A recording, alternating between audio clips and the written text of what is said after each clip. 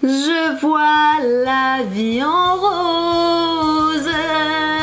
Hello tout le monde!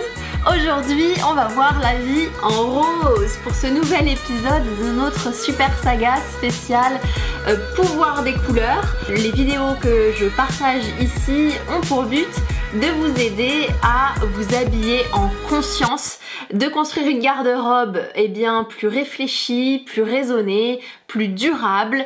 Voilà, tout simplement en faisant de meilleurs choix et en ayant vraiment conscience de ce que vous choisissez le matin quand vous vous habillez.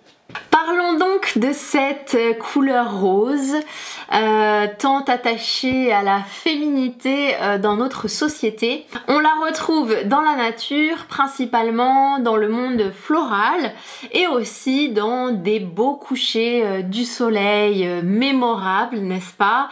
En général, on est subjugué quand le coucher du soleil commence à prendre des tons de rose. Donc on parle de rose fuchsia ou encore de rose magenta. Il faut savoir que c'est une couleur assez extraordinaire, assez secrète. Elle fait pas partie des couleurs de l'arc-en-ciel. Disons que c'est pas une couleur visible au niveau du spectre. C'est une couleur qui va être la résultante, de deux arcs-en-ciel qui se croisent. Donc en fait, quand deux arcs-en-ciel se croisent, et que la couleur rouge de l'un superpose la couleur bleu nuit de l'autre, eh bien il va apparaître dans ce phénomène la couleur rose. On pourrait dire que c'est quelque part le rose, deux arcs-en-ciel qui s'embrassent. Et de là naît forcément la symbolique du rose qui est l'amour, la relation à l'autre. Alors, quelles sont les actions du rose sur le plan physique? Le rose est lié au thorax et plus particulièrement au cœur et à tout le système cardiovasculaire, aux artères et aux vaisseaux sanguins. C'est la couleur de l'intérieur du corps, c'est donc la couleur de la chair, l'intérieur des muqueuses, des lèvres, du visage et des lèvres en dessous. C'est la couleur donc de tous les tissus tendres, les tissus intérieurs, vraiment notre chair. Il agit sur tout ce qui relève de la fécondation, de la vie intra-utérine, tout ce qui relève de l'ADN et des gènes, et également de la jeunesse cellulaire. Voyons donc ce que nous apprend le rose fuchsia, rose magenta, sur le plan émotionnel et psychologique. Qu'est-ce que ça raconte de nous, de nos ressentis, de nos comportements, de nos émotions? Les deux arcs-en-ciel qui se rencontrent et qui s'embrassent, donc c'est vraiment la couleur de la fusion, de l'osmose. C'est la couleur de l'amour, de la dévotion, de l'union. Et bien évidemment, c'est la couleur de la tendresse, de l'affection. Voilà, tout ce qui relève de l'ordre affectif est associé à la couleur rose. Et bien le rose fuchsia effectivement nourrit, cicatrise, protège sur le plan émotionnel. Ça veut dire quoi? Ça veut dire qu'il va être en mesure de cicatriser des blessures affectives. Le rose fuchsia, c'est aussi ce lien sacré entre le corps et l'esprit. Il a cette particularité assez magique de naître de l'union du rouge et du bleu et donc de posséder un certain équilibre entre d'un côté le rouge qui va représenter l'aspect corporel, la matière, et de l'autre côté le bleu nuit, un bleu plutôt sombre, un bleu plutôt bleu nuit, qui va lui représenter quelque part le monde céleste et le côté beaucoup plus spirituel. Et donc ce mélange des deux va créer une belle harmonie, une belle osmose qui va lui conférer donc ce pouvoir équilibrant et ce pouvoir de cicatrisant affectif et émotionnel. Cette vibration chromatique rajeunissante, c'est la raison pour laquelle symboliquement et psychologiquement le rose va nous faire quelque part tomber en enfance ou nous rappeler l'enfance, nous donner ce côté beaucoup plus spontané, beaucoup plus joyeux, qui est relatif aussi au fait de savoir vivre dans l'instant présent comme les enfants, savoir profiter, jouer, C'est simplement le rose être et exister dans l'instant, rêver, savoir s'amuser. Donc on est vraiment dans cette spontanéité absolument pure. C'est la couleur de notre enfant intérieur, donc l'enfant qui vit pleinement sans se soucier du lendemain. On est vraiment ici avec cette couleur connectée à son soi intime, au trésor enfoui au fond de nous, et donc on va être aussi là dans quelque chose qui nous relie à la question de l'amour de soi. Le rose fuchsia, c'est en quelque sorte la source de notre amour infini, c'est la source d'où jaillit effectivement la rivière de l'amour infini, inconditionnel, le plus pur. Voyons maintenant d'un point de vue thérapeutique comment le rose contribue à nous aider dans le soin, dans la guérison, dans l'amélioration de nos petits maux ou problématiques physiques du quotidien. Eh bien, on l'a dit, c'est un rajeunissant cellulaire, donc c'est quelque chose qui va vraiment nous redonner un coup de fouet, un coup de jeune, et pas seulement esthétique, on l'a dit, mais aussi véritablement sur le plan de nos cellules. On aurait de quoi utiliser le rose comme anti-âge en le visualisant le plus souvent possible, de façon à rester jeune dans l'esprit, mais aussi dans notre chair. Le rose fuchsia favorise les fonctions diurétiques, il faut le savoir. L'avantage du rose fuchsia, c'est qu'il va vraiment stimuler le cœur, mais en douceur. Et il va vraiment aider et contribuer à la convalescence.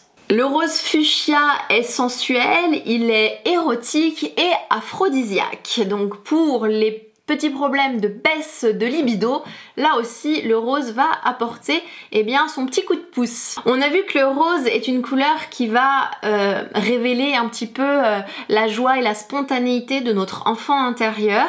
C'est vrai qu'il va beaucoup aider à réduire les états de stress et les états de déprime. Enfin, dans le même ordre d'idées, le rose va contrecarrer les élans de violence, et donc c'est vrai qu'elle a souvent utilisé, cette couleur a souvent été utilisée dans les hôpitaux psychiatriques ou dans les prisons, en fait, pour calmer les détenus ou calmer les patients qui ont des troubles vraiment psychiatriques forts et notamment agressifs, pour calmer en fait les états de violence. Et clairement, toutes les expériences qui ont été réalisées donc dans ces milieux très particuliers que sont les milieux psychiatriques ou carcéraux, le rose a toujours révélé des résultats assez incroyables, assez extraordinaires pour calmer la violence des personnes concernées. Pour finir, comme d'habitude, je vous propose quelques éléments complémentaires de chromoguidance pour mieux comprendre, mieux analyser vos envies de rose ou vos rejets de rose. En médecine ayurvédique, il n'y a pas vraiment de chakra relié au rose, mais néanmoins, il est d'usage en fait de le rattacher à l'intérieur du chakra du cœur. Je ne sais pas si vous vous souvenez quand on a parlé de la couleur vert, le chakra vert, c'est le chakra du cœur. Il faut imaginer que le rose fuchsia va être au plus profond du chakra du cœur. Vraiment, ça va être le petit noyau, en fait, le noyau dur finalement du chakra du cœur, et qui donc trouve ici sa porte d'entrée. Les envies de rose révèlent donc les besoins essentiels suivants: les besoins d'amour, le besoin d'affection, les besoins de relation, d'être lié avec les autres, le besoin de lien tout simplement, de relations humaines, de relations affectives. C'est aussi le besoin d'être, le besoin d'exister tout simplement, le besoin de prendre le temps de vivre et de savourer l'instant présent. Les personnes qui sont attirées par le rose sont très souvent des personnes assez rêveuses, plutôt romantiques, qui sont très empathiques, qui ont beaucoup de compassion. Ces personnes veulent parfois en faire un peu trop pour les autres et ont tendance effectivement à prendre un petit peu tous les problèmes du monde sur leurs épaules, et du coup elles ont aussi souvent tendance à se culpabiliser. Elles vont se sentir coupables assez facilement. Elles ont besoin de protection et de se sentir rassuré. Inversement, le rejet du rose peut révéler un désamour pour soi-même, un grand manque d'amour de soi, grand manque d'estime et de confiance en soi. Le rejet du rose peut aussi révéler des souffrances affectives, des souffrances affectives assez profondes. Et ce rejet peut aussi révéler eh bien, une haine enfouie pour quelqu'un ou quelque chose. Attention à l'excès de rose.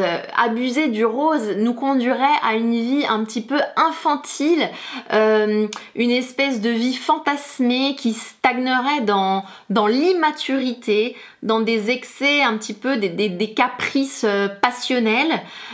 Ça peut être aussi révélateur d'une recherche, d'une quête de superficialité, on serait vraiment dans quelque chose qui s'éloigne finalement de la profondeur initiale à laquelle est rattaché normalement le rose quand il est dans une dose équilibrée. L'excès de rose peut aussi révéler une dépendance affective assez forte ou encore le fait d'être dans l'incapacité de se confronter en fait à la réalité de la vie et préférer rester un petit peu dans cette bulle enfantine, légère et un peu dans son imaginaire de façon à se protéger eh bien, des difficultés réelles de la vie. Voilà, j'espère que ça vous a plu et que tous ces éléments ont pu vous éclairer sur le pouvoir de cette vibration chromatique très particulière, le rose. Et j'ai envie de savoir aujourd'hui, eh bien, ce que vous en pensez vous. Soit on l'adore, soit on la déteste, souvent ça passe ou ça casse avec le rose. Donc j'aimerais savoir vous, quel est votre sentiment et votre relation par rapport à cette couleur, dites-moi en commentaire. Et si vous voulez aller plus loin donc pour analyser vos envies et vos rejets chromatiques, vous savez que vous pouvez me solliciter en m'écrivant sur mon mail donc qui est en barre d'infos pour qu'on convienne d'une consultation de chromoguidance qui pourra vous donner encore plus d'éclairage de manière individualisée. Voilà pour aujourd'hui, je pense que je vous ai dit l'essentiel. J'espère vous retrouver très vite sur soyonselegantes.com ou sur Instagram. Et puis n'hésitez pas à consulter tous mes articles, conseils sur le site, également les autres vidéos de la chaîne qui peuvent vous en apprendre beaucoup et vous inspirer, booster votre créativité pour exploiter au maximum les vêtements que vous possédez déjà avant d'aller en acheter de nouveaux.